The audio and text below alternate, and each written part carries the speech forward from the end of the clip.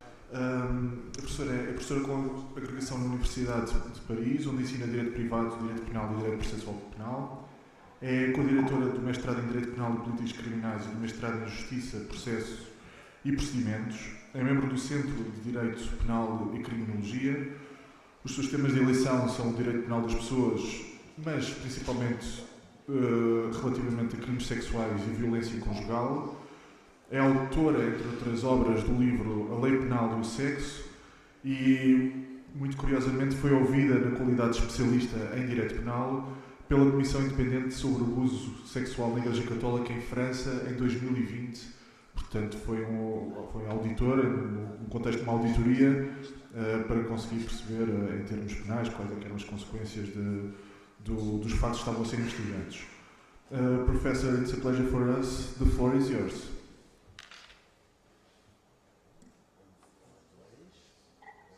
Okay, thank you. Thank you very much. It's really a pleasure to be here with you, and I really would like to start by apologizing for being at a distance and not with you in Lisbon. I think I also apologize in advance for my English, which is not very good, as you can hear, but I think it seemed easier for us to speak in English and not in French. Finally, I would like to thank Professor Maria Fernanda Palma. I would like to thank her most sincerely for the invitation to participate in this conference. To speak about the subject, in France, as in many countries, the fight against sexual violence is at the heart of intense societal and legislative concern. Thus, the law of 3 August 2018 reinforcing the fight against sexual and gender-based violence came within a societal and media context, marked by the freedom of victim speech, particularly, as you know, with the worldwide #MeToo movement. The legislator adopted a second law in France on 21 April 2021 and protect minors from sexual crimes and incest. These two important laws clearly demonstrated the desire in France to eliminate sexual violence, particularly violence against minors. Recent laws have therefore changed the structure of sexual violence, but the jurisdiction have also been largely modified with the creation last year of departmental criminal courts. These jurisdictions are responsible for judging certain crimes and are not composed like the assize courts because they are not juries of citizens. These new courts are competent to judge rapes. Coming back to the offences, in French law, the penal code distinguishes between two offences. We have rape, which is the sexual penetration of another person without the victim's consent, and we have sexual assault, which is sexual interference without consent. Rape is a crime punishable by 15 years imprisonment and, in case of minor, by 20 years imprisonment. Sexual assault is an offense for which the penalties vary according to the circumstances between 5 and 10 years imprisonment. The common element of these offences is the lack of consent of the victim. There is a sexual offense because the victim did not consent. In French law, to prove lack of consent, it must be proven that the criminal act by one of the 4 means described by the law. So he had act by violence, coercion, threat, or surprise. Thus, the principle is that the sexual offense requires a lack of consent from the victim, but this lack of consent must be proven by one of these 4 means. This is a big limitation of the French system, the French law, and this explains the difficulties in getting sexual offences recognized by court. In order to discuss the lack of consent, in the first part, I will focus at the approach of consent for adult victims, and in the second part, at the approach of consent for minor victims. So first, the consent approach for adult victims. In order to be constituted against an adult victim, rape or sexual assault presuppose a sexual act committed with violence, threat, surprise, or coercion.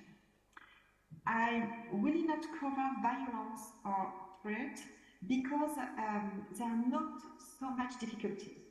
For example, violence refers to physical violence, and it could be proven if the victim has had the traces of blows observed by a doctor. Threats are also understandable as they are threats against the victim or their family, and it can be a threat of death or violence if the victim does not submit themselves to a sexual act. In the French law, two terms of no consent are really problematic. It's coercion and surprise. Coercion is understood as a moral pressure exerted on a victim. Moral coercion implies the exploitation of the victim's weakness and vulnerability in order to force them into a sexual act. Such coercion may exist, for example, in a case, as a criminal judge stated in the case of a young woman of 18 years old who was stymied and who was in the presence of her employer who terrorized her in order to force her to perform sexual acts. Moral coercion cannot be deduced from the mere finding of de facto or de jure authority exercised by the criminal of the rape over the victim. The case law requires the demonstration of objective elements proving the reality of the coercion. And as can be seen, proving moral coercion, it could be really complex for an adult victim. Now just a word about surprise. Surprise has been the subject of interesting case law changes. Surprise must manifest a lack of consent on the part of the victim and not something like his or her astonishment at the situation. Surprise consists in surprising the victim's consent. The absence of consent based on surprise was, however, accepted in the case, for example, of a doctor who had used his professional authority to sexually abuse a patient by opposing a necessary vaginal and anal examination. The victims, in this case, the victim's consent had been taken by surprise due to the sexual nature of the examinations performed on her, although she had trusted of the doctor. Surprised consent is therefore consent that is not given with full knowledge of the facts, that lacks lucidity. Sexual freedom is not totally removed, it is only altered, and the victim is not fully aware of the act they are undergoing. Therefore, surprise is deemed to exist if the victim is unconscious or asleep or under the influence of alcohol or drugs. Case law has also accepted that surprise can result from the victim's misidentification of the criminal of sexual act. This solution was, for example, returned by a judgment which convicted a man of sexual assault for having touched a young woman who had been drinking alcohol and who had believed that it was her boyfriend who had come to join her in her bed. It's surprise. Finally, surprise can result from a stratagem when it aims to surprise the victim's consent. Thus, recently, the criminal chamber affirmed in a decision that the use of a stratagem intended to conceal the identity and physical characteristic of the criminal in order to surprise the consent of a person and obtain an act of sexual penetration consisted surprise. This judgment makes surprise both for mistaken identity and for mistaken physical characteristic. In this case, the story was strange.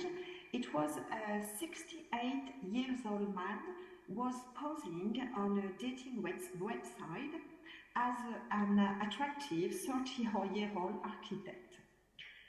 Two young women, seduced by this false profile, agreed to go to his home and have sex with him following a scenario planned by the criminal, namely being blindfolded and having their hands tied so as not to touch him. The man did not reveal his true identity and physical until the end of the sexual encounter. The Court of Cassation in France recognizes the rape by surprise because of the error on the identity and physical characteristic of the criminal. The High Court thus affirms that consent must be full and complete both of the sexual act and for the circumstances in which the sexual act is performed. The criminal chamber considers that the object of consent is not only a sexual act, but also an act performed in a particular circumstances. To conclude on adult victim, in many legal proceedings, adult victims cannot obtain a conviction of the criminal or even a criminal trial if consent could not be proven. This is therefore a very important gap in French criminal law, and European Court of Human Rights had just been seized of this issue. The case of Emily Spanton against France, reported on 25 January 2023, received a lot of media attention in France because it involved a Canadian tourist who had filed a complaint of rape against a French police officer. The question of how to deal with the absence of consent in French criminal law was raised. The question for the European Court is, has the respondent state complied in the circumstances of this case with its positive obligations under Articles 3 and 8 of the Convention to adopt criminal law provisions that penalize all non-consensual sexual acts, including rape, and to enforce them through effective investigation and prosecution, so that such acts are, where appropriate, criminalized and punished. The French government will therefore have to reform sexual offences against adults because the need to prove lack of consent is an obstacle to criminal prosecution. Moreover, this proof ends up waiting on the victim, who must demonstrate the existence of violence, threats, coercion, or surprise, whereas in criminal law, proof of offences is not the responsibility of the victim, but of the prosecuting authority. It is clear that lack of consent for adult victim is very complicated to establish. The same was true for minor victims, That's why the French government, intervened to improve the situation of minors. So, second part now, the consent approach for minors victims. For minor victims, two laws have been adopted. First, the law of 3 August 2018, and second, the law of 21 April 2021. Since these reforms, the situation for minors has completely changed. A distinction now must be made between whether the sexual offense committed against the minor was carried out by another minor or by an adult. If the sexual act is committed by a minor on a minor, the same legal regime is applied as for adults. So, it's necessary to use violence, threat, coercion, or surprise, and it must be demonstrated. At the opposite is if the sexual act is committed by an adult on a minor. The new law, has changed the regime and changed substantially. The new qualification of rape committed by an adult on a minor up to 15 years old presumes the absence of consent of this minor. Concretely, this means that any adult who has sexual relations with a child under the age of 15 will be presumed to be the criminal of rape, as it is presumed that a minor never consents to having sexual relations with an adult until he or she is 15. It is therefore a very protective measure for minors. This is a very important change in French law. If the victim is between 15 and 18, the normal regime will apply. Finally, for minors victims, it should be noted that the 2021 law has strengthened the fight against incest.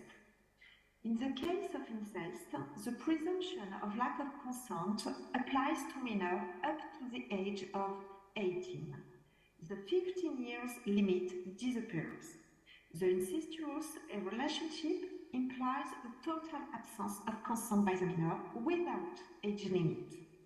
The act is presumed to be not consensual when it is incestuous, until the victim reaches the age of majority. With the law of 21 April 2021, French criminal law has finally improved the penal response to strengthen the protection of minor victims of sexual offences. The law is very recent, so it's now difficult to measure its positive effect or its shortcomings. But the introduction of a presumption of lack of consent up to the age of 15 is an important and positive change for us.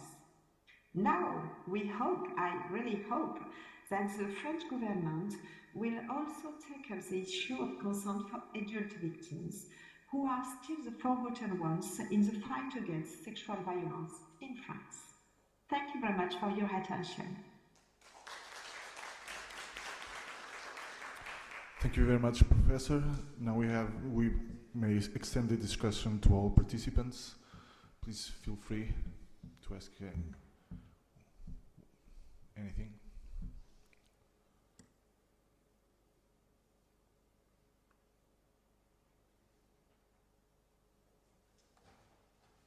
Professor Jonathan Herring. Hello. Could you say a little bit more about what reforms might occur as a result of the European Court decision? I'm sorry, about what case of jurisdiction? The European Court of Human Rights case that's just been that has just been decided. The one in January. you said that the French law might need to be reformed as a result of that decision.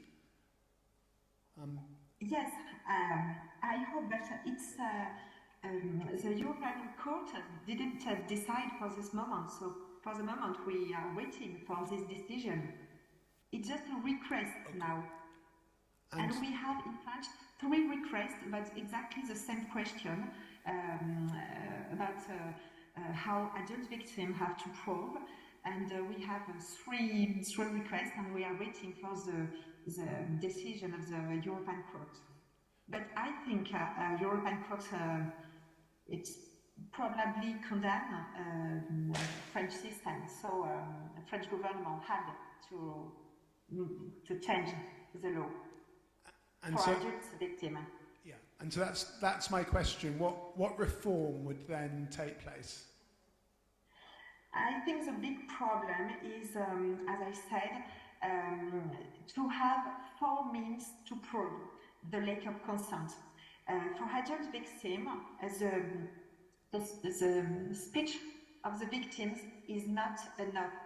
Victims have to prove that the criminal used violence or coercion or surprise, and it's very difficult for adult victims to prove it.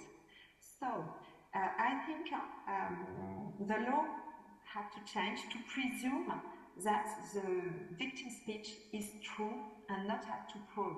It is to the authority, the prosecutor had to prove it, not the victim. And in French, it's not the situation, because in French, victim had to prove that the criminal used one of these 4 means.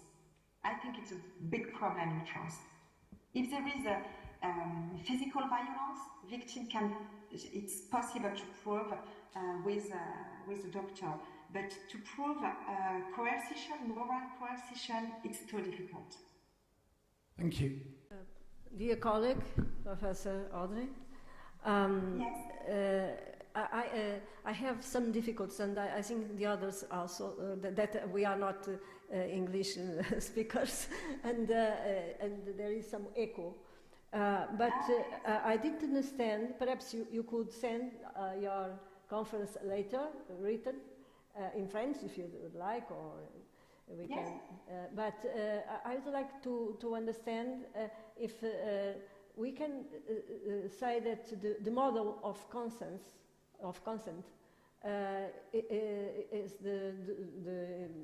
is in the law in French law.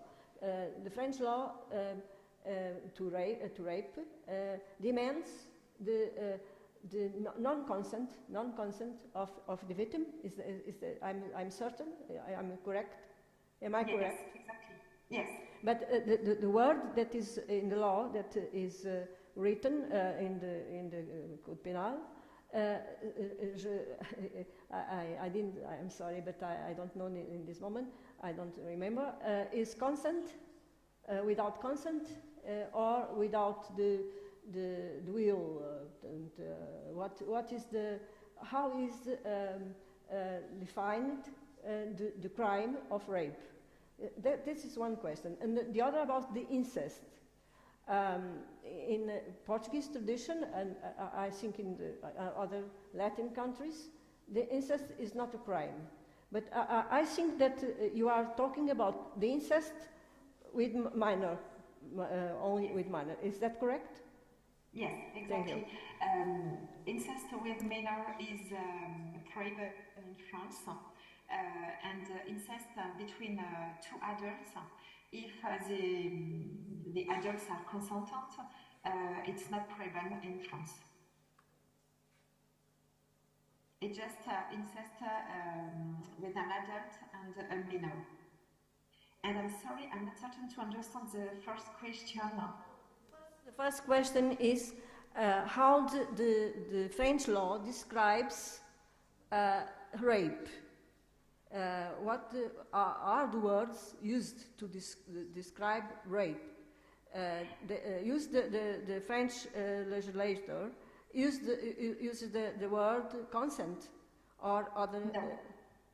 No. Rape is is an act of penetration on another person, on a victim, and it's described like that. It's not without consent, it's with criminal use, violence, coercion or surprise.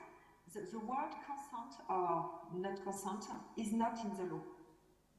It's really particular in the French law because sexual offenses are not described and with the word of consent.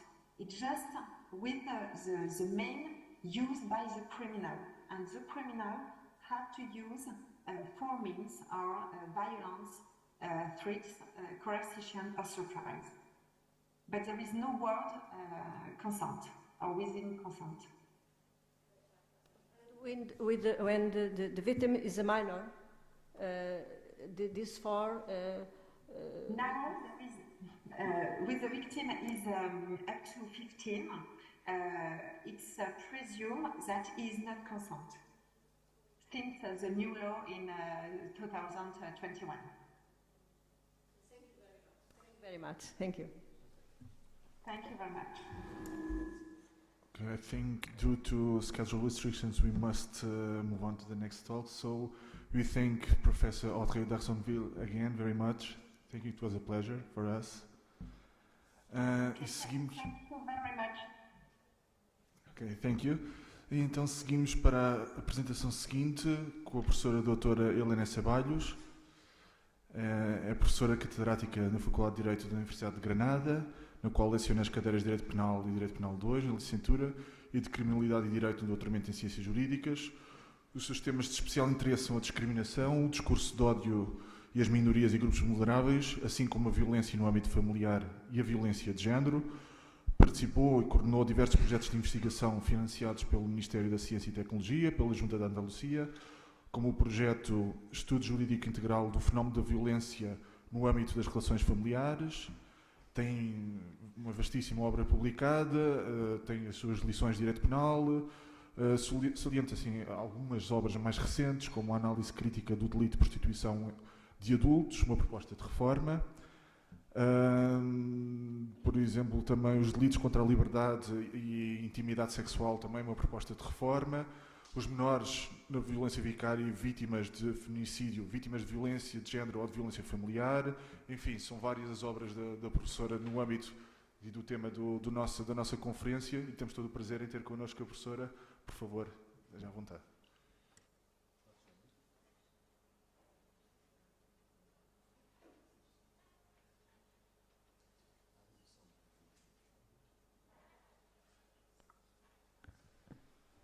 Muito obrigado. Boa tarde. En primeiro lugar, gostaria de agradecer a profesora doutora María Fernanda Palma pelo convite feito para participar en este evento. Gostaria tamén felicitar por su magnífica organización. Voy a falar en español, mas para facilitar el entendimiento de mi conferencia traduje la presentación en portugués. Espero que no tenga muchos errores ortográficos.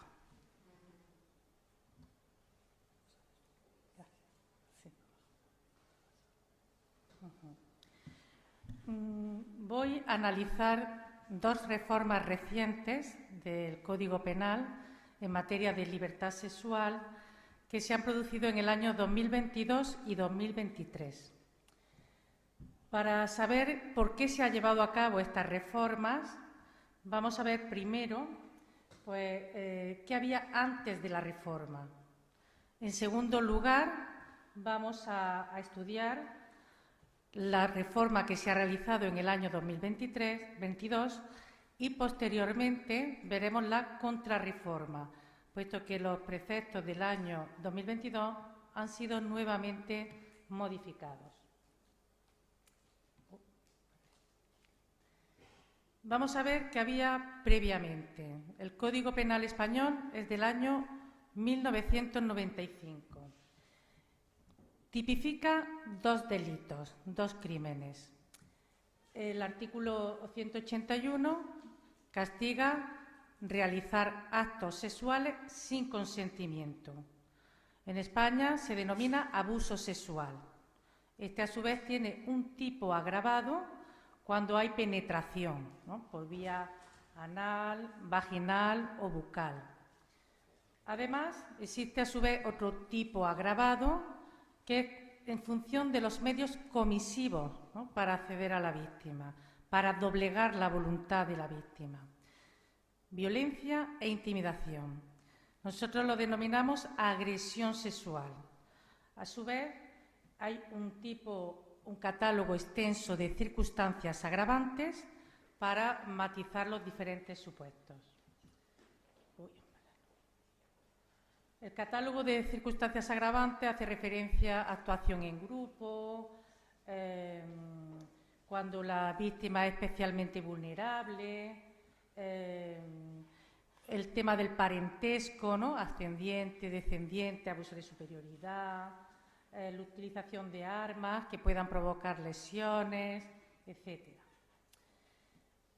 El tipo básico de abuso sexual es similar al delito del Código portugués, puede ser coincidente con el artículo 163, número 1, aunque en este caso son las básicas atentados sexuales. El artículo 164, bueno, coincide con el 181, número 3, pero si observan, la pena en el Código Penal español es muy elevada. Podemos llegar hasta 10 años de privación de libertad, de 4 a 10 años. Los actos violentos, lo que denominamos agresión sexual, podría coincidir con el artículo 163, número 2 del Código Penal portugués, y la diferencia fundamental es que solo se utiliza medio comisivo, violencia o intimidación. No se hace referencia a tener anulada la voluntad de la víctima. Es la diferencia con respecto al Código portugués. A su vez, existe un tipo agravado cuando hay penetración, ¿no?, por vía anal, bucal o vaginal. Nuevamente, la pena del Código español es muy elevada, hasta 12 años de prisión. Si tenemos en cuenta que el homicidio básico tiene un marco de pena de 10 a 15 años, es muy elevado el castigo en los atentados a la libertad sexual. El debate doctrinal y legislativo comenzó con un acontecimiento concreto, en particular con unas fiestas del norte de España, no sé si conocen Navarra, ¿no?, los Sanfermines, bueno, pues con un acontecimiento que ocurrió en Pamplona en los Sanfermines. Lo cierto es que siempre, todos los años, ha habido muchas denuncias de abusos sexuales durante las fiestas, los Sanfermines, la Feria de Sevilla de abril, en todas las fiestas tumultuarias, mucha gente, siempre ha habido muchas denuncias de abusos sexuales. Por tanto, no había nada nuevo todavía. Es más,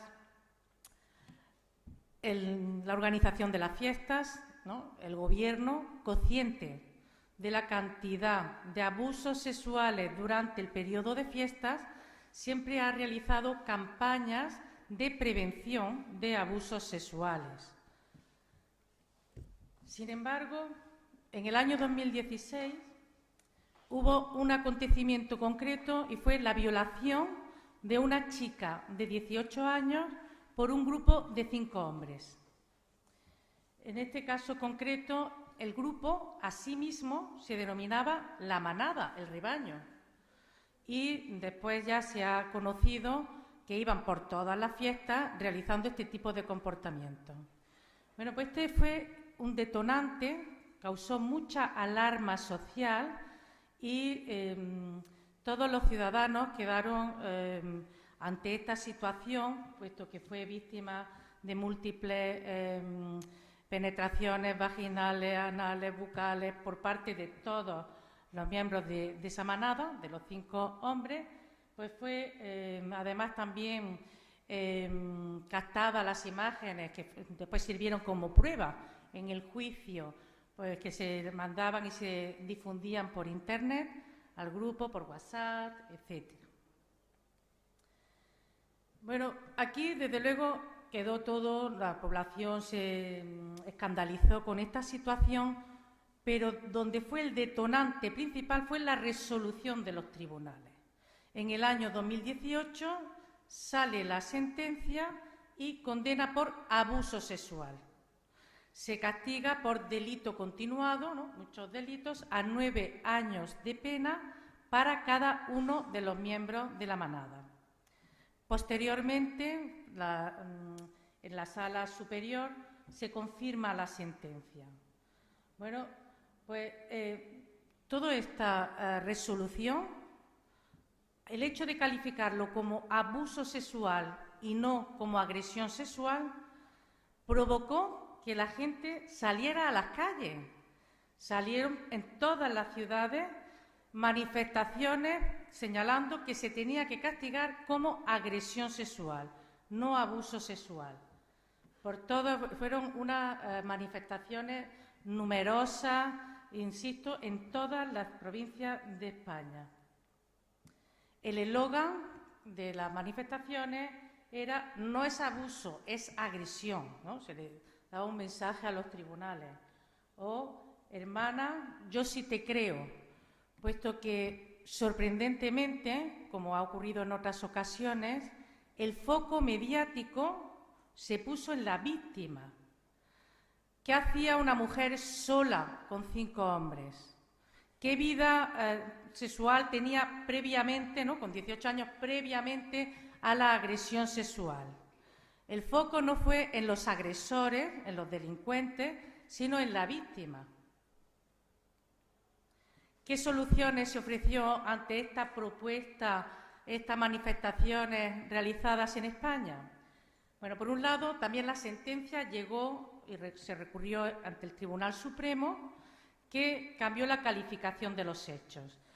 Pero hago la advertencia que no fue por las manifestaciones, sino la calificación de abuso a agresión sexual fue siguiendo la línea jurisprudencial unánime del Tribunal Supremo, que cuando se realiza una agresión sexual en grupo, siempre la califica como intimidación.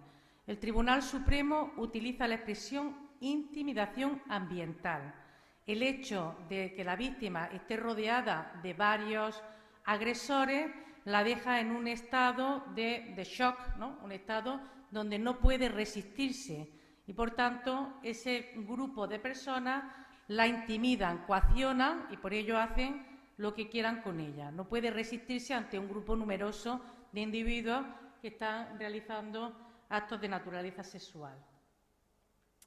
Pero además, ya políticamente, se planteó la posibilidad de reformar el Código Penal.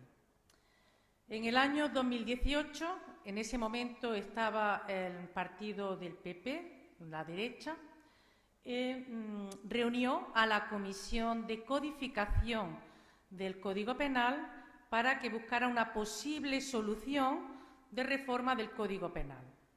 Ya hubo otra nueva polémica, porque la Comisión de Codificación solo estaba compuesta por hombres, no había ninguna mujer. Por este motivo, bueno, pues todas las mujeres de la universidad y juezas hicimos un manifiesto, un escrito al Ministerio de Justicia solicitando que se incorporaran mujeres en la comisión.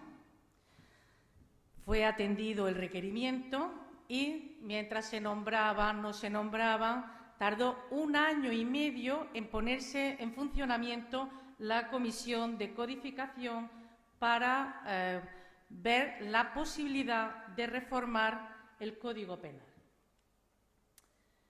Tras varias reuniones de la Comisión, se decidió unificar un solo delito, un solo crimen de abuso y agresión en un solo delito. lo que se pretendía era evitar cualquier tipo de obstáculo, ¿no?, en la tipificación del comportamiento y entender que todo, bueno, es atentado a la libertad sexual y, por tanto, que no es necesario diferenciar entre agresión, entre abuso, y ya después el juez, atendiendo a las circunstancias concretas, individualizará la pena al caso determinado. Sin embargo, bueno, esta propuesta de reforma no llegó a plasmarse, a materializarse, porque hubo un cambio de gobierno. Quedó en nada. Entró un nuevo gobierno el 7 de enero de 2020, una coalición entre la izquierda y la extrema izquierda, ¿no?, similar a lo que tenéis, ¿no?, aquí en Portugal, la jeringonza, ¿no?, algo similar. Y la reforma de los delitos contra la libertad sexual se trasladó del Ministerio de Justicia al Ministerio de Igualdad. Y esto es un dato importante, puesto que la reforma, al llevárselo al Ministerio de Igualdad, va a darle un giro, un cambio al sentido de la ley.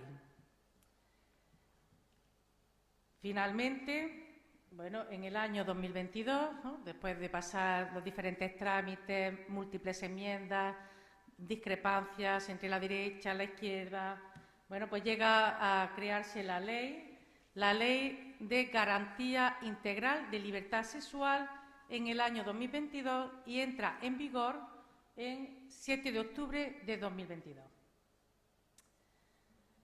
Perdón, para atrás. Esta ley es una ley integral, pero no cualquier ley integral, sino una ley integral de género. Está para la protección de mujeres y menores. Como cualquier ley integral, pretende la coordinación, ¿no?, de los distintos agentes que intervienen para la protección de las víctimas. Por tanto, va a tener un carácter multidisciplinar, donde se dan medidas de prevención, medidas educativas, coordinación de los cuerpos y fuerzas de seguridad del Estado. Se regula también, y esto sí es muy novedoso, reparación de la víctima.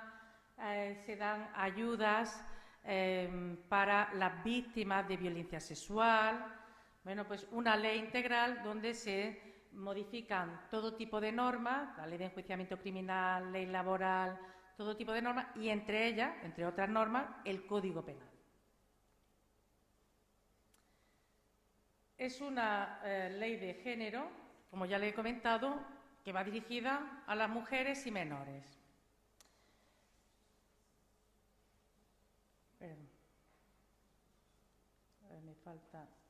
Me falta una diapositiva. Voy a buscarla.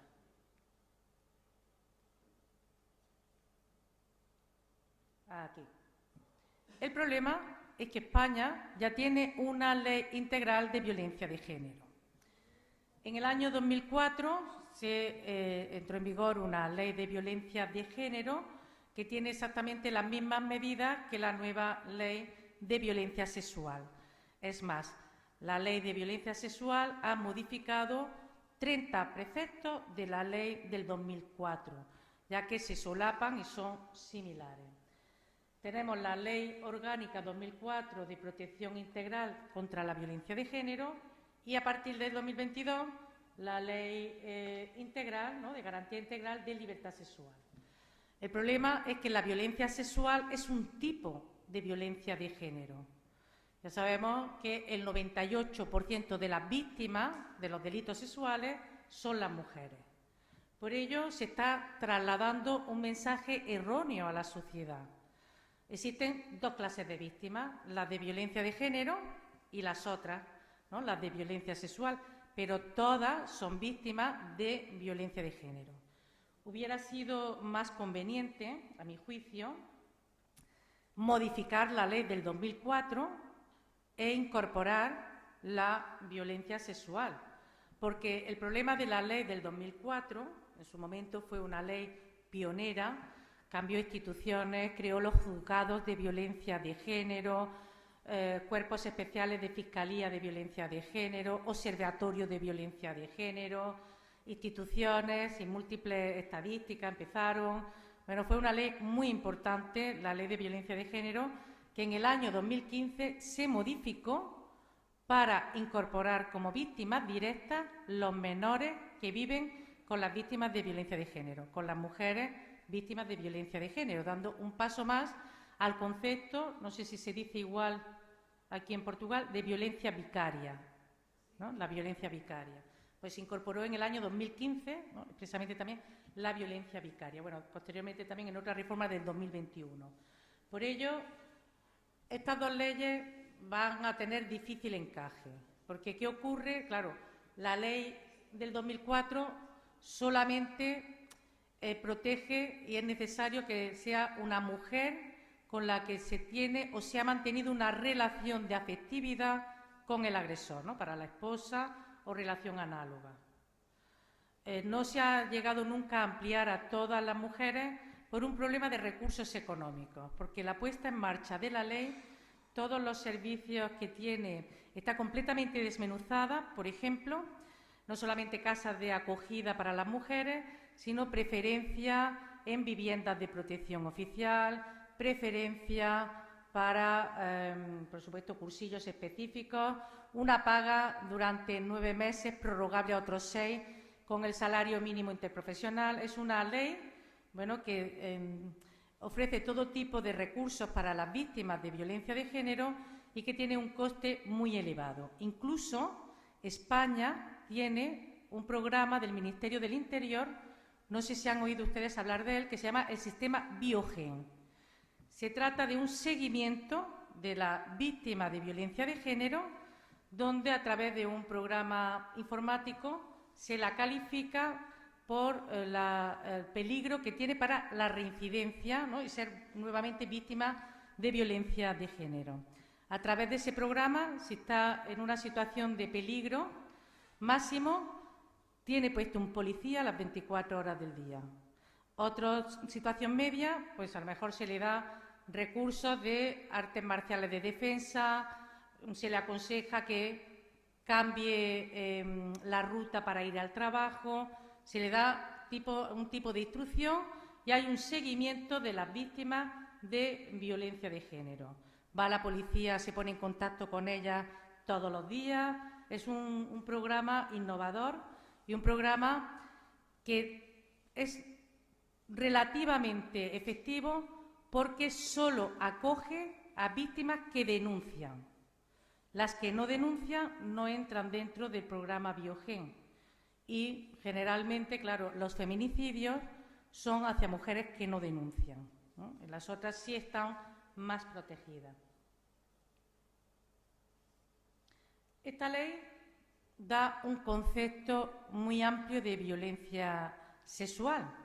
La Ley de Violencia Sexual identifica el concepto de violencia sexual como se recoge en el Convenio de Estambul. Por ello, se incorpora el delito de mutilación genital, es violencia de género, matrimonios forzados, es violencia de género, aunque siempre se olvida algo el legislador, ¿no? No ha incluido los supuestos de aborto no consentido, inseminación artificial no consentida, que también son delitos en el Código Penal español.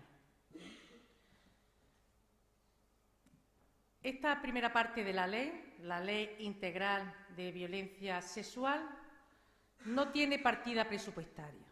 Por tanto, esta parte de la ley todavía no se ha puesto en marcha. No está en vigor, pero no ha empezado a ejecutarse, porque le falta el presupuesto, ¿no? La partida presupuestaria. Voy para arriba.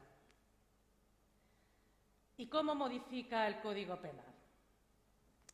Bueno, la reforma que se ha hecho a través de la ley del 2022 unifica el abuso y la agresión sexual y en la actualidad ya no hay diferencia en los medios comisivos para la realización del delito. Solamente importa el consentimiento. Se denomina la ley del sí, solo es sí. Siempre es delito hasta que no se diga sí, sí quiero. Por eso es la ley del sí, solo es sí.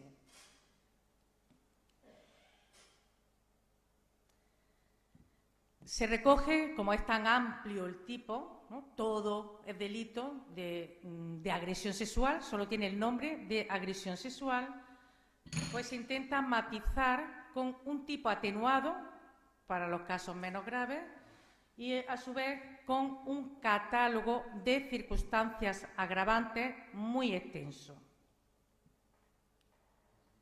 Este es el delito. En el propio delito se ofrece una definición de consentimiento. En el primer párrafo. El artículo 179 viene a contemplar, bueno, los mismos hechos, pero como un tipo agravado porque hay penetración, ¿no? Anal, bucal o vaginal. La pena, ¿no? En rojo se establece una pena de 4 a 12 años para el tipo agravado. Este es el catálogo de circunstancias agravantes. Tenemos 7 circunstancias agravantes. Se incorpora, nosotros tenemos una agravante de género en el Código Penal español, una agravante de género genérica para combinarla con todos los delitos y específicas con el delito de lesiones, con el delito de coacciones, injurias, amenazas. Pues aquí también, ¿no? En los actos de atentados a la libertad sexual también hay una circunstancia agravante específica de género. 7 circunstancias agravantes.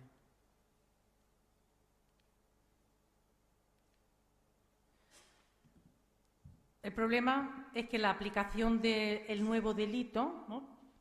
Todo es delito hasta que no se presta consentimiento. Lo único importante es el consentimiento de la víctima. Es que ha llevado problemas en su aplicación. Y ha llevado problemas principalmente por que se ha puesto una reducción de penas. El marco de penas del nuevo delito es menor que lo que había en el Código del 95. Esto no se ha discutido en España. Si político criminal era mejor, menos pena, más pena, sino directamente se aplicó y se redactó con menos pena. Podemos ver la agresión sexual derogada con respecto al nuevo tipo, y esto ha provocado un importante problema de retroactividad de la ley penal más favorable para el reo. Cuando empezaron, ¿qué es lo que ha pasado? Pues se han reducido las condenas y ha salido fuera delincuentes de atentados contra la libertad sexual. El Gobierno, en principio, negaba la evidencia, ¿no? Argumentaba que el problema no era la ley, sino los jueces machistas, ¿no? Que no interpretaban bien la ley. Lo cierto es que en un balance de 6 meses, estadísticas oficiales del Consejo General de Poder Judicial, y son datos provisionales, han salido 943 delincuentes sexuales, se ha reducido su condena, y 103 han sido excarcelados, han salido fuera de prisión. Vale. Otra alarma social, ¿no? Muy grande en España por las consecuencias que se derivan de la aplicación de la nueva ley, que, insisto, principalmente obedece al problema de la retroactividad de la ley penal más favorable, puesto que al reducir la pena se tiene que realizar de oficio y, por tanto, pues se espera además que haya el doble, ¿no? El doble de sujetos que se les reduzca la pena y el doble de sujetos que salgan fuera de prisión. ¿Qué solución, por tanto, vamos a buscar para que no continúen saliendo delincuentes sexuales de la cárcel? Pues otra reforma, ¿no? Del Código Penal, de estas normas concretas del Código Penal. La contrarreforma de los delitos sexuales.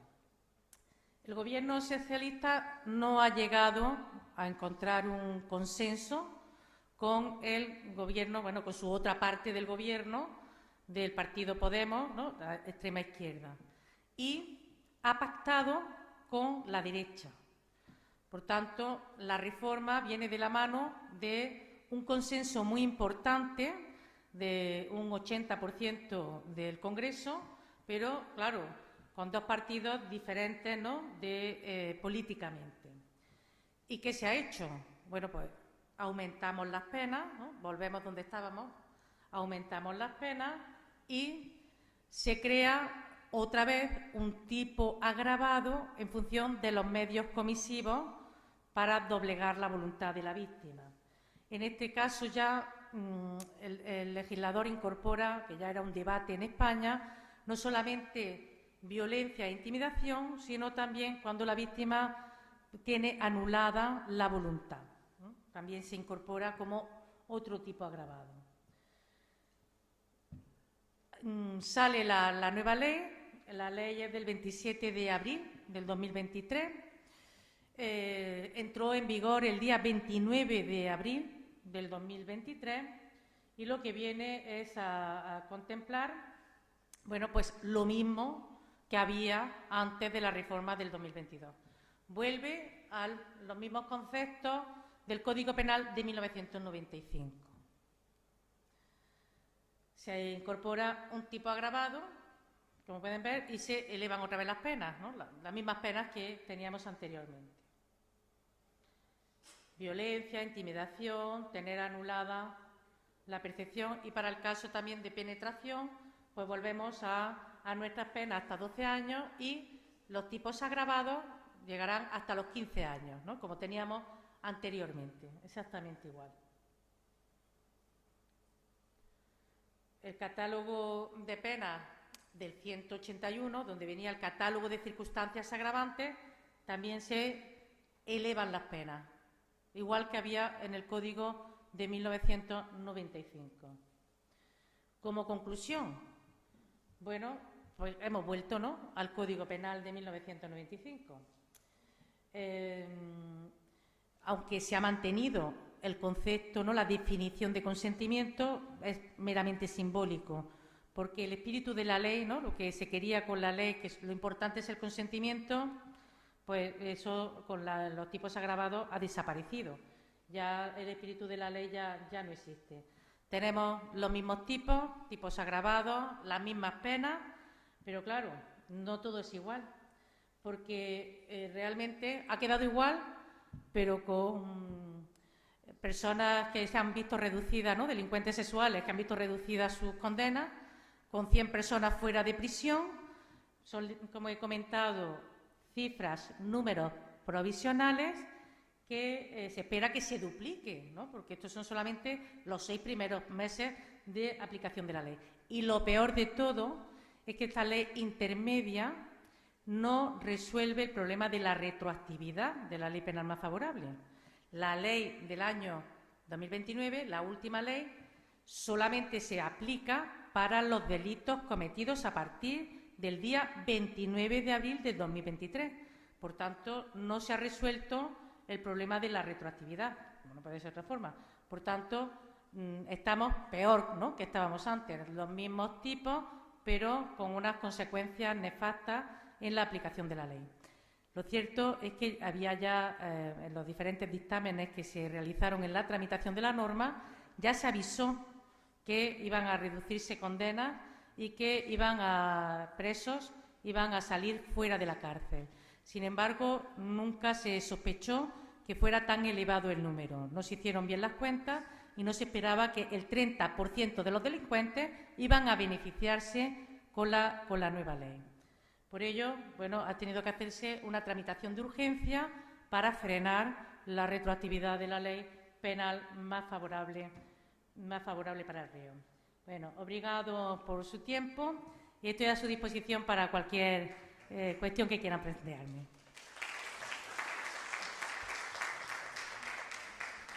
Muito obrigado, professora Helena Ceballos, pela excelente e muito elucidativa apresentação. Deu-nos conta aqui do contexto histórico que levou à promulgação da Lei Orgânica 1022, tendo em conta, obviamente, o regime prévio do Código Penal, assim como também por nos ter dado conta da articulação difícil com a lei contra a violência de género e dos problemas que resultam da repercussão dessa lei orgânica no Código Penal.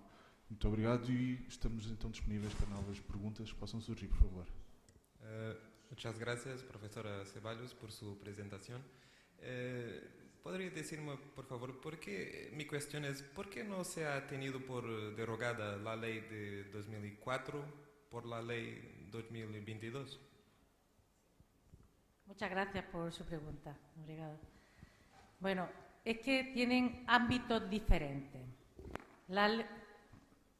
Sí. Bueno, coincide en que la ley del 2022 se aprovecha de todo lo que ya ha avanzado la ley del 2004. El sujeto pasivo es distinto, porque el sujeto pasivo del 2004 es mujer con la que se tiene una relación de afectividad o expareja y atiende a los delitos de lesiones, amenazas, coacciones, injurias. Y la nueva ley va para todas las mujeres y todos los menores y solamente para unos delitos, los delitos de libertad sexual. Así que eso incluye a las mismas mujeres para ese delito. Claro, también las en casadas, ámbito... también pueden ser violadas las casadas, sí. Sí, claro, el problema es el ámbito de aplicación. Nosotros tenemos juzgados especializados en violencia de género, que van todos los asuntos de violencia de género de la ley del 2004. La ley del 2002 también se le ha entregado la competencia a esos jueces. El problema es, bueno, cuando una mujer no solo es violada, sino también lesionada. Una parte va por una ley, otra parte va por otra ley. No sabemos. Ha sido realmente la ley se rescató un proyecto que tenía el partido Podemos, el partido que tiene el Ministerio de Igualdad, el partido de extrema izquierda, en un pacto de Estado contra la violencia de género en el año 2017. Entonces se rescató ese proyecto de ley que era de violencia de género y se reconvirtió a violencia sexual. Lo que se pretende, bueno, es principalmente simbólico, aunque va a traer muchos problemas de competencia. Va a ser difícil la convivencia de las dos. Ya digo, se ha tenido que reformar porque era mejor, prefiero que me peguen o que me violen, prefiero esta ley o prefiero esta ley, ¿no? Porque unas tenían unas cosas y otras tenían otras cosas positivas. Entonces, así no se puede legislar. Gracias. Muito obrigado. Então, por favor. Boa tarde, posso falar português despacio, devagar? Bom, sou deputada na Assembleia da República, atualmente temos em discussão uma petição para que a violação seja crime público em mulheres maiores. Nós, infelizmente, na minha opinião, ainda mantemos o crime semipúblico, o que significa que há muito poucas queixas e muitas mulheres não são protegidas e muitos agressores não são penalizados. Bom, este é um tema que em Espanha está resolvido. Não está. Então, queria um comentário sobre isso. Outra questão, na discussão que houve em Espanha, a propósito destas leis, um tema que nos pareceu interessante era a ideia só sim és sim, só sim és sim, porque eu ainda me lembro das manifestações feministas em que o que nós dizíamos era não é não. Não é não, não é não. E aqui, para mim, vai um pouco mais allá e o que diz é solamente sim é sim, não? Sim é sim. Pero agora compreendi que isso tinha sido retirado da legislação. Também queria um comentário sobre esse tema em particular, sobre essa questão em particular, porque Porque foi retirado. Porque foi retirado? Porque a ideia que eu e outras mulheres tínhamos é que seria mesmo um avanço. Não bastava dizer não, tinha que haver consentimento. Não seria suficiente dizer, não seria necessário dizer não. Haveria que perguntar e a mulher tinha que dar seu consentimento, que é uma situação diferente. Eu não tenho que dizer não. Tenho que me perguntar e eu tenho que consentir. É diferente. Porque foi retirado da legislação, porque foi retirada agora nesta alteração à lei. Este solo sí es sí. Muito obrigada por su pregunta. Bueno, 3 preguntas. Bueno, nosotros en España sí es un delito privado, semiprivado. También hay un debate, ¿no?, si se quita, si se pone, pero lo que hemos avanzado es en el tema de menores. Lo que sí se ha cambiado es la prescripción del delito, que no se podían perseguir y ahora se ha ampliado a 35 años desde que adquiere la mayoría de edad. Eso ha sido un avance importante porque era un periodo muy pequeño y prescribían los delitos de menores. Vamos, las agresiones sexuales, ¿no?, y abusos hacia menores. Esa sí ha sido una batalla ganada, pero todavía lo que es el delito sigue siendo también a instancia de parte, de los pocos delitos. Tenemos 4 delitos solamente. Claro, nosotros la ley empezó siendo no es no y terminó siendo sí es sí, porque esto es un concepto, bueno, del feminismo, ¿no?, y muy simplificadamente se establecía qué tenía que hacer la víctima. La víctima consentía hasta que dijera no, no es no, ¿no? Yo quiero estos actos sexuales, a partir de aquí ya no quiero más. Y sí es sí, se pone desde el principio el consentimiento. Hasta que yo no digo sí, todo lo que haga es delito, ¿no? Entonces, pero muy simplificadamente, claro, muy simplificadamente. Lo cierto es que esto es un problema de prueba, es un problema procesal. Estos son hechos que se realizan en la intimidad, en la privacidad. Lo importante para poder castigar estos hechos es tener un buen programa de prevención en el sentido, por ejemplo, nosotros tenemos ahora en España una cosa que se llama el punto violeta. No sé si lo han oído.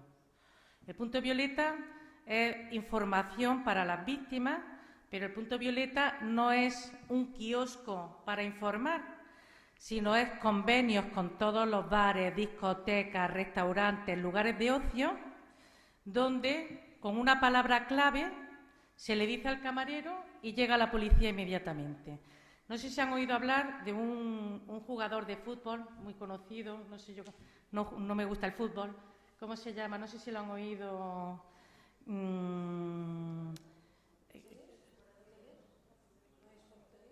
No sé si es portugués, no, es mexicano. Sí. Bueno, en la propia discoteca lo paró la policía. Una mujer, bueno, presuntamente, en el cuarto de baño de la discoteca, la agredió sexualmente. Cuando salió del cuarto de baño, la chica fue a la barra de la discoteca y la policía se personó y está ahora mismo en prisión preventiva, sin más pruebas, sin más datos. Bueno, inmediatamente, claro, la víctima la llevaron al hospital, hicieron las pruebas, etcétera.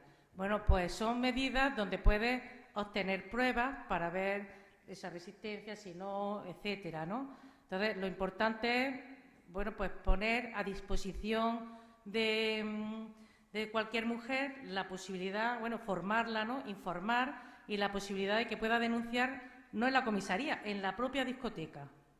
Claro, eso es un avance a efectos de prueba, de consentimiento, porque el consentimiento, lo ha dicho perfectamente, ¿no?, la profesora María Fernanda Palma, es algo subjetivo, ¿no? ¿Hasta cuándo quiero? Porque muchas veces la relación sexual se inicia con consentimiento, pero hay una parte que ya no se quiere consentir. Claro, son dos personas, no hay... Son pruebas, la palabra de uno, el testimonio de otro, etcétera, ¿no? Entonces, es un problema de prueba, principalmente. Este futbolista, ahora lo buscaré por internet y le diré quién es. Es que cambió 4 veces de declaración, que si no la conocía, que si nunca la había visto, y sale en las cámaras de la discoteca, ¿no?, llevándola al cuarto de baño, claro. Entonces, de ahí había pues indicios de que estaba mintiendo y la posibilidad, ¿no?, bastante indicios de que fuera cierto lo que la mujer había denunciado, ¿no? Y no sé si alguna otra cuestión me ha planteado. Dani Alves, exactamente, Dani Alves, ¿no? Está en prisión preventiva en Madrid. Yo digo, porque todo se actúa muy rápidamente. Eso es lo importante. De todas formas, también es horroroso conocer los pocos recursos que tiene, por ejemplo, en los hospitales de España, con todo el tema de la propaganda, ¿no?, con todo el tema de las drogas. Se denuncian muchísimos casos de pinchazos, de víctimas que han sido pues anuladas su voluntad, echándole algo en la bebida, y sin embargo van al hospital y no tienen, pues para poder hacer ese tipo de pruebas, no tienen los reactivos de las drogas, tienen 2 modelos, pero si hay otro tipo de droga ya no tienen la prueba, no se puede hacer, porque no hay suficientes recursos. Sí. Muchas gracias, profesora, por su intervención. Quería empezar por preguntar algo que no me quedó muy claro de lo que nos explicó cuando habló de las 2 leyes, que era la relación entre la violencia de género y la violencia sexual. Es que usted tenía en el PowerPoint que la violencia sexual se comprendía como un tipo de violencia de género, y no me quedó claro si eso era su posición o lo que resultaba de la incongruencia de la ley. Es que a mí me parece un poco equívoco agotarnos el concepto de violencia sexual en lo de género. Y la otra cuestión, muy concisamente, es que podemos retirar, que podemos concluir un poco críticamente de lo que sucedió con el error legislativo para la compleja cuestión de la relación entre el derecho penal como un sistema y la política criminal. ¿Qué consideraciones podemos extraer de lo que pasó en España? Muchas gracias. Sí, muchas gracias. Bueno, quiero felicitarles a todos por lo bien que hablan español. Estoy encantada. Parece que estoy en Granada. Vamos, es sorprendente. Enhorabuena. Bueno, la primera pregunta que me plantea es que España tiene una ley de violencia de género del año 2004. Es una ley que se quedó corta cuando hemos visto el paso del tiempo. Claro, nos tenemos que ir hace 21 años. Y es una ley que solamente las víctimas son mujeres que tienen o han tenido una relación con un hombre. Solo puede ser víctima mujer, y se ha ampliado también a los menores que conviven con la mujer, ¿no? Por tanto, es una ley que no coincide la víctima con los convenios internacionales, que es cualquier mujer, ¿no?, por el hecho de ser mujer, y que de una manera desproporcionada pues sufre algún tipo de agresión. Solo es una ley de género en la pareja. Es una ley, ya digo, muy avanzada, con muchos recursos. Se ha concienciado a la población, ha costado muchos años concienciar. Ya todas las personas en España saben lo que es la violencia de género. A partir del 2022 hay una nueva ley, también integral y de género, que es una parte de violencia de género, libertad sexual. Es la ley integral, ¿no?, de garantía de libertad sexual. Esta nueva ley copia todo lo que ya había en el año 2004, pero en otro texto distinto. Aprovecha los mismos juzgados, los mismos recursos, los mismos observatorios, todo igual, que aporta la reparación de la víctima, que ya había otra ley donde se hacía reparación de la víctima de delitos violentos, pero lo incorpora a la ley. Y, por tanto, ahora mismo hay 2 leyes de género. Una para la pareja, otra para los atentados a la libertad sexual en sentido muy amplio. Por ello, cuando una pareja viola, aplico la ley de género o la ley de violencia sexual, porque hay una materia que se solapa. La propuesta es, vamos a seguir avanzando en la violencia de género. Ya sabemos lo que es violencia de género. Todas las leyes, sobre todo en Latinoamérica está muy desarrollada, aunque son programáticas, después no hay muchos recursos para materializarlas, pero todas las leyes de violencia de género establecen una tipología de violencia. Violencia física, violencia psíquica, violencia sexual, violencia económica. La violencia sexual es violencia de género. No es que sea violencia de género por un lado y por otro lado la violencia sexual. Es que es una tipología de la violencia de género. Entonces, esa es la crítica. No pueden convivir 2 leyes de violencia de género, porque todo lo que se ha estado construyendo durante 20 años, donde ya sabemos que es violencia de género, con una ley que separa la parte sexual del género, estamos confundiendo que hay 2 clases de víctimas. A ti que te han violado o te han pegado. ¿Tú qué eres? ¿De la ley del 2022 o de la ley del 2004? No, estamos confundiendo a la población. Se tenía que haber ampliado la ley de género, abrirla a todas las mujeres, no solo para las parejas, incorporar también la violencia sexual. Es más, la violencia sexual ya está en la ley del 2004, pero los tribunales no la han aplicado nunca como violencia de género. A partir del año 2015, que se incorpora en el Código Penal agravante genérica de género, podemos encontrar ya todas las sentencias donde se castiga delito de abuso sexual con agravante de género, porque es género la violencia sexual, porque todos los estudios indican que afecta a las mujeres de una manera desproporcionada. No sé si le ha quedado más o menos claro. Y, bueno, lo del error del legislador, realmente, ya digo, el debate verdadero tenía que ser, ¿es necesario poner menos pena en los delitos contra la libertad sexual? ¿Es desproporcionado en España en relación con otros delitos? No ha habido esa discusión.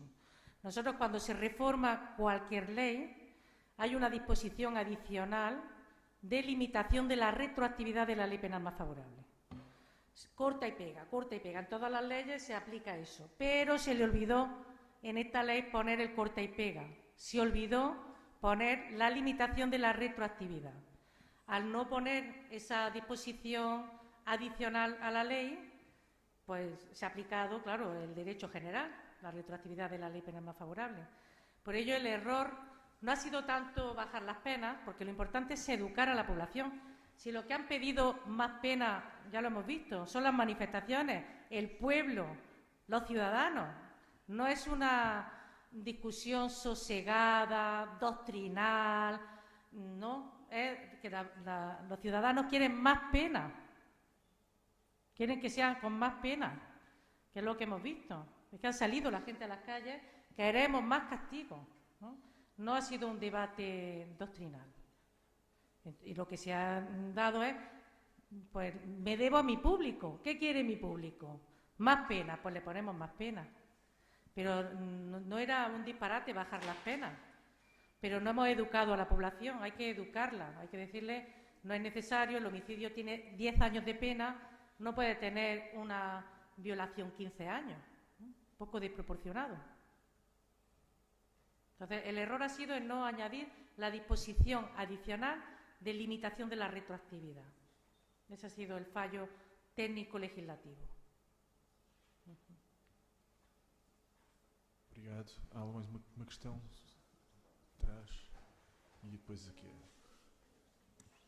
Okay. Boa tarde, solamente una cuestión que no he comprendido muy bien. La queixa, no lo sé cómo se dice en español, queixa, la denuncia, la queixa, en Portugal, la profesora Fernanda Palma puede me apoyar un poquito. La denuncia en Portugal depende, a queixa depende o crime depende de queixa. Não é um crime público, é um crime semipúblico. Os procedimentos judiciais não vão avançar sem que uma pessoa lo pida.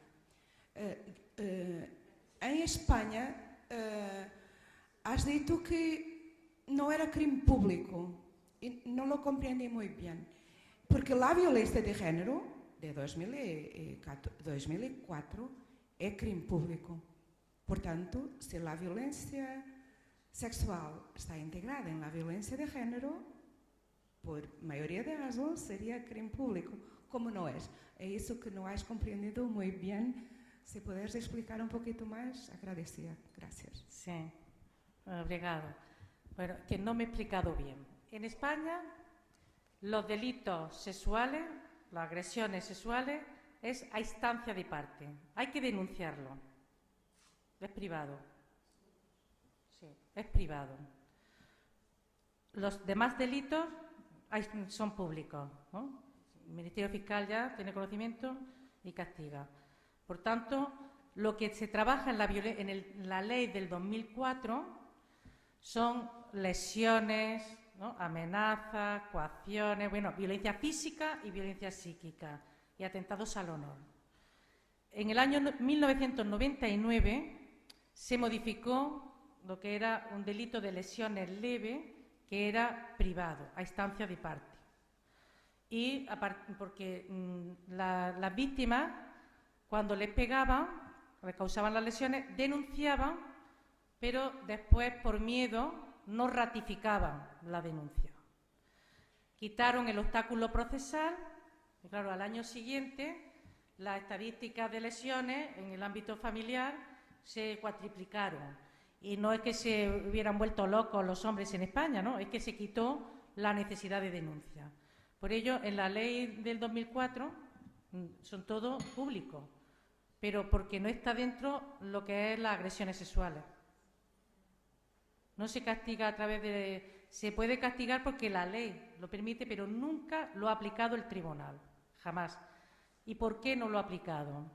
Porque la ley del 2004 modificó el delito de lesiones, el delito de coacciones, el delito de amenazas y el delito de injuria, incorporando una circunstancia agravante específica. Un tipo básico de lesiones y un tipo agravado cuando sea pareja o expareja. Y está dentro del delito del 148, lesiones. Entonces, hay tipos específicos y se llamaron los delitos de género. No lo hizo en los atentados a la libertad sexual. Por ello, los tribunales, como no existía expresamente la circunstancia de género, nunca se aplicó por la ley del 2004. Eso es lo que rescata la ley del 2022 para que ahora sea una ley de género, de los delitos sexuales. Pero tiene razón. Então, será, por favor, a última questão? Muito obrigado. Boa tarde. Não vou fazer a pergunta em espanhol, mas vou tentar falar devagar. A minha pergunta tem a ver com o problema do consentimento e do CSI, porque, a meu ver, e como foi dito hoje de manhã pela professora Tatiana, o consentimento é um conceito muito ambíguo e o legislador tem de ter isso sempre em conta.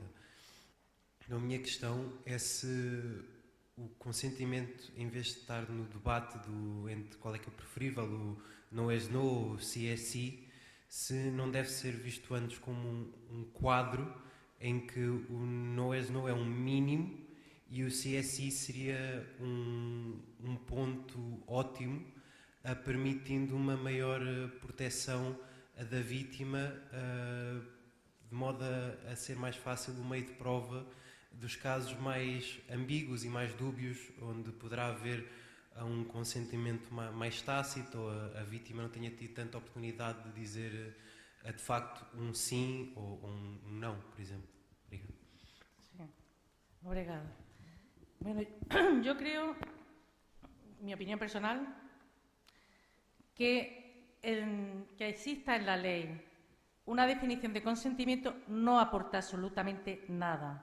Nos complicamos sí, no, porque todos los delitos del Código Penal interviene el derecho penal porque no hay consentimiento, como todos los delitos, ¿no? El hurto, si toma una cosa ajena sin consentimiento. Cualquier delito es sin consentimiento. Por tanto, no es un elemento esencial, es un elemento esencial como de cualquier otro delito.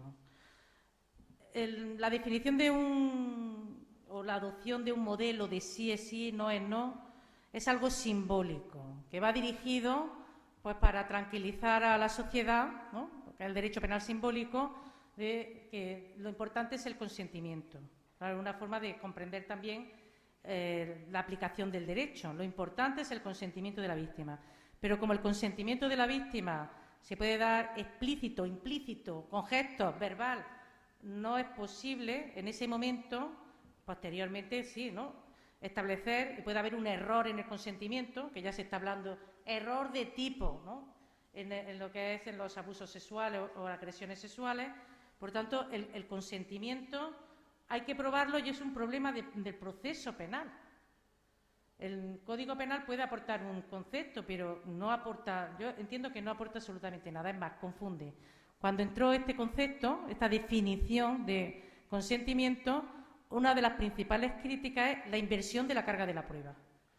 Que el sujeto tiene que probar que cuando dijo así con la cabeza era que no o que era que sí, y que tenía. Entonces es un problema, claro, un problema añadido, como todos los delitos donde se hace en el ámbito de la privacidad, que es lo que pasa también en los casos de violencia familiar, que están dentro de la unidad familiar y es difícil que eso salga a la luz pública. Bueno, pues cuando no hay testigos hay que esmerarse en las pruebas, las declaraciones de las víctimas, que no haya contradicciones.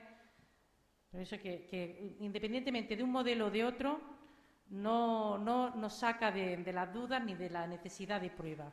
Porque en caso de duda hay que absolver al sujeto, como en todos los delitos. Claro. Obrigado a todos pelas questões. A professora ainda quer colocar uma questão. Sim. Quer dizer, houve aqui, agora irá falar a doutora Dulce Rocha, que irá encerrar este debate, este seminário, este congresso, mas nós vemos desde a primeira conferência, the first conference of Jonathan Ehring and after Tatiana Horn, Ceballos and the other French colleague, we have two ideas. We have here two different ideas. And I think that these two different ideas have different consequences about the burdens of the proof, about the question of the proof. If C is C, if yes is yes, if it is necessary as a presumption that there is yes, because if there is no yes, it's not a written yes, but explicit yes, a communicative yes, then we have crime. If this is this model, then we have crime till the yes. If we have, and we must prove only, if you don't have yes, we have crime. What it is need to be proven is yes. If we have only the model of no, as the colleague asked, then the question of the burden of proof is completely different. But my question to Elena is, in the cases of no consent, of no yes, but without violence, physical violence or explicit physical violence, we have a crime today in Spain. Temos un crime quando não há uma concordância positiva, um sim. Nós não temos já, agora com a nova legislação, nenhuma incriminação por agressão sexual. Se não há yes, se não há sim, não há. Não há crime, não há crime. Só há crime se há não. Pronto, isso é muito claro e é uma opção política. Na prática é muito impossível. No con with the medical interventions we don't have problems. And we need the yes. We need the yes. If you don't have the yes, si no tenemos yes, sí, nós tenemos crime. Crime. That is two ideas, and that is duas ideias e uma questão política, sim, de política penal, não política partidária. Está para além. It's not parties, particular politics. It is a problem of values, of ethics. É um problema de valores, de ética e de construção da sociedade. Mas é uma questão que fica em aberto para futuras discussões. Muito obrigado. Então passamos ao encerramento com a doutora Dulce Rocha, Presidente do Instituto de Apoio à Criança, mas foi magistrada do Ministério Público, exerceu funções nos tribunais judiciais de Setúbal, Almada e Lisboa, uma das fundadoras da Associação Portuguesa de Mulheres Juristas, tendo sido vice-presidente, integrou o Gabinete Alta Comissária para a Igualdade e a Família, também a Delegação de Portugal junto ao Comitê para a Eliminação de todas as discriminações contra as mulheres, na ONU, em Nova Iorque, quando a aprovação do protocolo opcional à Convenção, exerceu funções no Tribunal de Família e Menores de Lisboa, foi Presidente da Comissão Nacional de Proteção das Crianças e Jovens em Risco e também foi condecorada pelo Presidente da República com o grau de Grande Oficial da Ordem de Mérito. Temos então o prazer de ouvir a doutora Dulce Rocha, por favor.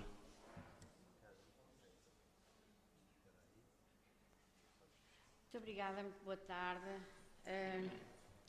Senhora Professora Fernanda Palma, quero expressar a minha gratidão pelo convite que me dirigiu. É uma honra estar entre académicos tão distintos e reconhecidos e quero, sobretudo, felicitá-la pela organização desta conferência tão oportuna e tão necessária também. E também pela sua excelente palestra, gostei muito. Através desta saudação que lhe dirijo, cumprimento também os outros palestrantes que convidou e que nos deram aqui uma panorâmica europeia e ibérica também. A última palestrante já está ali. Acerca da temática, que é uma temática muito relevante e das preocupações mais atuais no âmbito dos crimes sexuais. Como Presidente do Instituto de Apoio à Criança e fundadora da Associação Portuguesa de Mulheres Juristas, procurarei centrar esta minha intervenção, que é necessariamente curta, porque os encerramentos queremos curtos, rápidos, e estas conferências foram muito ricas, e então pensei centrar a intervenção na questão da cooperação entre as universidades e as organizações não governamentais. Porque cada vez mais as ONGs de direitos humanos, em especial as ONGs feministas e também as que se dedicam aos direitos das crianças, estão mais dependentes dos conhecimentos das universidades. Nós não vivemos sem o conhecimento. As ONGs não vivem sem estas pesquisas constantes, sem esta persistência da comparação do direito, destes inquéritos de vitimação, não é? E então achei que não podia deixar de ser este o meu contributo, justamente porque ainda não é devidamente considerada esta cooperação. Apesar de, em 2001, o nosso comissário, António Vitorino, ter promovido, ele é que preconizou essa diretiva, uma diretiva muito interessante, que falou pela primeira vez de uma forma muito veemente acerca da cooperação entre as autoridades governamentais e a sociedade civil. O que é certo é que nem sempre essa cooperação se verifica de uma forma sistemática e por isso é com muito gosto que vejo iniciativas como a que está a decorrer, com temas que interessam a toda a comunidade e em que a Sra. Professora Fernanda Palma, já não é a primeira vez, entende por bem ouvir também ou gostar da participação de alguém que, apesar de ter estado muito tempo na magistratura, mas agora estou naquele lugar um bocadinho mais independente que é a sociedade civil, que é uma organização não governamental. E como eu dizia há bocado, as iniciativas das ONGs, no sentido do aperfeiçoamento do tecido legal, fundamentam-se, sobretudo, no estudo, na pesquisa dos centros de investigação, como é o Centro de Investigação de Direito Criminal e de Direito Penal e das Ciências Criminais, que a senhora professora dirige. Sem os inquéritos de vitimação, sem os estudos de direito comparado, sem os vossos conhecimentos e também sem o vosso talento, a nossa reflexão das ONGs seria mais pobre e seguramente as nossas propostas, as nossas petições, agora ando envolvida numa outra petição, justamente acerca da necessidade de aderirmos a um modelo em que o crime de violação não dependa de queixa, como entendemos que é preconizado pela Convenção do Conselho da Europa, a Convenção de Istambul, mas as nossas petições, como eu dizia, seriam menos robustas e os órgãos de decisão, como por exemplo o Parlamento, que temos aqui 3 ilustres parlamentares e a senhora professora Elsa Paes, que foi uma parlamentar de excelência e que agora está de novo na investigação sobre estas matérias, justamente, da violência contra as mulheres.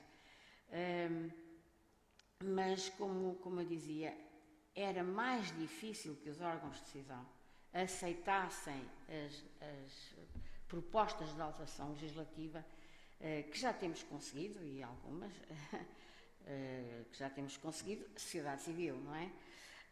Mas sem esse aprofundamento trazido pelas universidades, pela academia, pelos centros de investigação, tudo seria mais difícil. Nesta matéria dos crimes sexuais, tem havido, temos de reconhecer, uma contribuição forte das ONGs, quer a nível da estruturação sistemática, por exemplo, lembro-me que o Código Penal de 82, depois nós desenvolvemos muito essa questão, queríamos decididamente que os crimes sexuais deixassem de estar sistematicamente nos crimes contra a honra, nos crimes, queríamos que fosse um capítulo mais estruturante, não é? Sobre a liberdade de determinação sexual. Aliás, o Dr. Labrinho também participou muito nisso e depois na reforma, em 95, foi aceita essa tese, mas as organizações da sociedade civil tiveram também uma contribuição. E penso que foi um avanço, não é? Foi um avanço, pelo menos na sistematização a nível do pensamento jurídico, não é? E, por outro lado, exigimos a autonomização de novos ilícitos, como, por exemplo, o abuso sexual, apesar de não ser consensual essa sistematização, não é? Mas, sobretudo, acerca da questão da natureza dos crimes e sob o ponto de vista da dependência de queixa, tem sido muito importante a contribuição das ONGs. É certo que muitas das alterações legislativas ficaram a dever-se ao direito convencional, designadamente às diretivas da União Europeia, que são muito ricas nestas matérias, e claro, às convenções do Conselho da Europa, que são cheias de ensinamentos, mas também resultam da discussão que há nas comunidades. As convenções não nascem por ideias apenas dos iluminados, não é? Também são sensíveis àquilo que representa a voz da sociedade. E muitas disposições desses tratados, designadamente a nível da prevenção e, bem assim, a nível das ações de formação dos profissionais, das ações de sensibilização nas escolas, têm sido, temos de reconhecer que têm sido as ONGs que tem assumido essa missão, não é? A responsabilidade do Estado tem sido traduzida em apoio às ONGs para fazerem esse trabalho. Recordo, por exemplo, que a revogação da norma relativa à aplicação da figura do crime continuado aos crimes sexuais teve origem numa iniciativa da sociedade civil. Primeiro da Associação Portuguesa de Mulheres Juristas e depois do Instituto de Apoio à Criança. O próprio alargamento do conceito legal de violação teve origem em exigências que nasceram nas universidades e nesta Faculdade de Direito e também da professora Beleza, da professora Teresa Beleza. O que é certo é que foram alastrando para a comunidade e depois, quando se transformam em clamor, os nossos decisores não podem ficar indiferentes a isso. Recordo ainda a estatuição concernente à definição dos crimes sexuais contra crianças como não dependentes de queixa, que se verificou em 2001, porque inicialmente todos os crimes eram dependentes de queixa, não é verdade? Depois, em 98, houve uma pequena nuance parecida com a nuance que agora se colocou sobre a questão da violação de maiores. Dizer que o Ministério Público pode iniciar o procedimento criminal caso entenda que é do interesse da vítima. O que é certo é que o Ministério Público não tem a capacidade de descobrir os crimes se não nos comunicarem. Portanto, há aqui um círculo que não é virtuoso, porque não temos o dom da adivinhação. Está ali a minha colega, que também já se jubilou, a doutora Joaquina Machado, que às vezes, quando estava na relação de Évora, me telefonava e dizia: mas ainda falta aqui um crime, que era o crime de atos sexuais com adolescentes, que às vezes que tem natureza semipública e que muitas vezes as adolescentes, pensando que vão para empregos de moda são sujeitos a violações e a crimes de coação sexual, etc.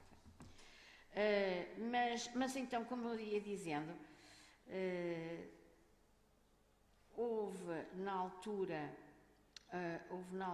uma exigência da Associação Portuguesa de Mulheres Juristas no sentido de tornar os crimes sexuais contra crianças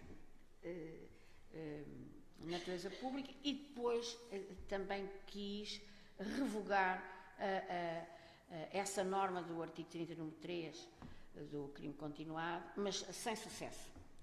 E depois só em 2010 conseguimos de facto alterar ou revogar essa norma.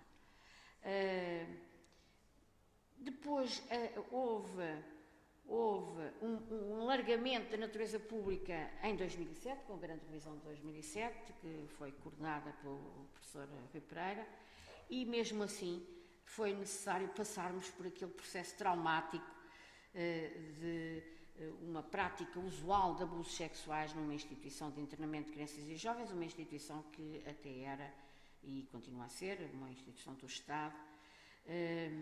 E nessa altura lembro-me perfeitamente que não foi possível levar a julgamento dezenas de suspeitos devido à extinção por prescrição do direito de queixa, que, como sabem, em Portugal, ao contrário da Espanha, que pelos vistos tem um prazo muito maior, em Portugal temos um período de caducidade do direito de queixa de 6 meses, o que é absolutamente exíguo, porque as pessoas precisam de mais tempo para pensar. E no caso das crianças, adquirem o direito de queixa aos 16 anos, portanto, se queixarem aos 17, já prescreveu o direito de queixa, já prescreveu por caducidade o direito de queixa, extinguiu-se, não é?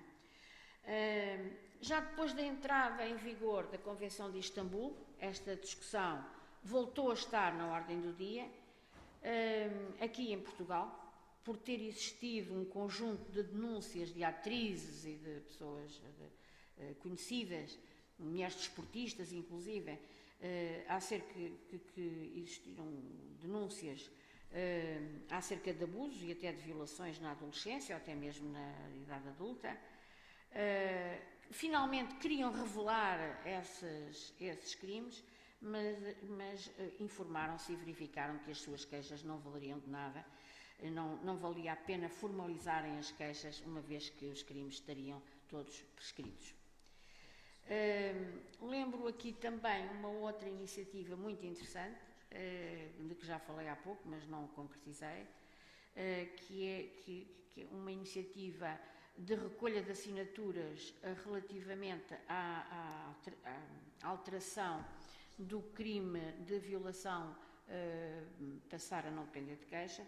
Foram recolhidas assinaturas durante um ano, por iniciativa da ativista Francisca de Magalhães Barros, que estava para vir e não conseguiu vir. E o que ela pedia, juntou-se um grupo de pessoas que a ajudou a fazer a petição, conseguiu 109.000 assinaturas, para consagrar o crime de violação como não dependente de queixa, à semelhança do que acontece em quase todos os países, quase todos os Estados europeus que ratificaram a Convenção do Conselho da Europa. Mas a ditadura que nos governou durante quase 50 anos continua a ter uma influência extraordinária, porque há uma certa indiferença perante 100.000 assinaturas. Ao contrário do que se verificou na Suíça, por exemplo, em que com essas mesmas 100.000 assinaturas se conseguiu uma alteração legislativa grande e, por exemplo, se conseguiu indemnizar, compensar jovens e adultos violados durante a infância, foram compensadas mais de 11.000 pessoas. Portanto, tudo mudou na Suíça, segundo sabemos. Agora o Instituto de Apoio à Criança faz parte desse grande movimento da Justice Initiative, justamente para chamar a atenção para o reconhecimento do trauma dessas pessoas que viveram abusos sexuais na infância e abusos de outro tipo. Estão incluídos todos os maus-tratos, etc. Mas aí houve alterações e houve uma compensação. Aqui, por um lado, os abusos sexuais na igreja, estamos a ver que parece que não se encaminha para aquilo que todos estávamos à espera, para aqueles depoimentos tão chocantes e tão impactantes que nos envergonharam a todos. Fala-se na compensação como se fosse algo a desprezar. Lá foram indemnizadas 100.000 pessoas em 25.000 euros, francos suíços, mas anda muito a par atualmente. E nós, depois do relatório da Comissão Independente, o que devíamos era exigir, e era bom que conseguíssemos, que houvesse uma comissão destinada a verificar como é que este fenómeno é em toda a sociedade. Quer dizer, não ficar só na igreja, não ficar só circunscrito à igreja, haver uma investigação como se fez em França, para que o Estado assumisse aquilo que devia assumir em termos de compensação, não é? E a igreja, evidentemente, ficar com a responsabilidade que lhe cabe. Mas atualmente parece que só se quer apoiar psicologicamente, quer dizer, não, claro que a recuperação psicológica é obviamente importante, mas quer dizer, não podemos ficar indiferentes ao sofrimento que já passou, quer dizer, tem de haver aqui uma compensação, na minha opinião, o que se está a passar, sabendo-se agora o papel institucional de ocultação que coube à Igreja Católica, é de facto bastante perturbador ouvir falar como se só interessasse o futuro e não se quisesse reparar o passado, não é? O sofrimento passado. Então, mas volto a dizer, eu já estou mesmo a acabar. quero salientar nesta matéria é a importância determinante da academia e, claro, das iniciativas que a professora Fernanda Palma coordena em levar a discussão para fora da academia também. As conclusões a que chegam são geralmente muito esclarecedoras, os inquéritos são cada vez mais decisivos e quer o pensamento filosófico, a ponderação teleológica, a par da questão da culpa, tudo é importante até para definir, por exemplo, a medida das penas. Nós temos vindo a achar que as penas relativamente aos crimes sexuais são muito leves, não é? E permitem muitas vezes a suspensão da execução da pena, apesar, evidentemente, de sabermos que é geralmente a direita que quer ver penas graves. Estamos mesmo a acabar. O que eu vos queria dizer é que, de facto, é notável a força da investigação académica, mas é imparável se associada às ideias e às energias das organizações não governamentais. Só assim é que há realmente possibilidade de alterações transformadoras. Assim saibamos nós prosseguir, como dizia Jorge de Sena, homenageando em cada dia a honra de estarmos vivos. Muito obrigada.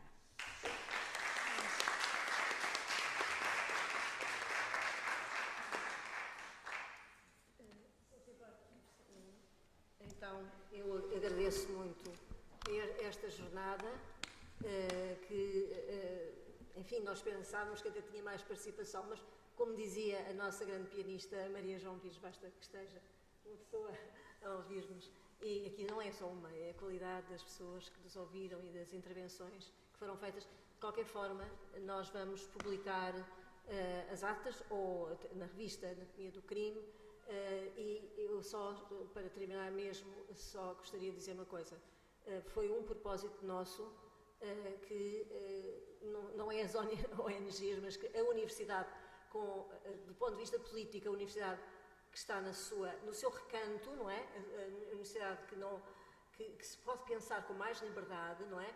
E menos envolvida numa luta político-partidária.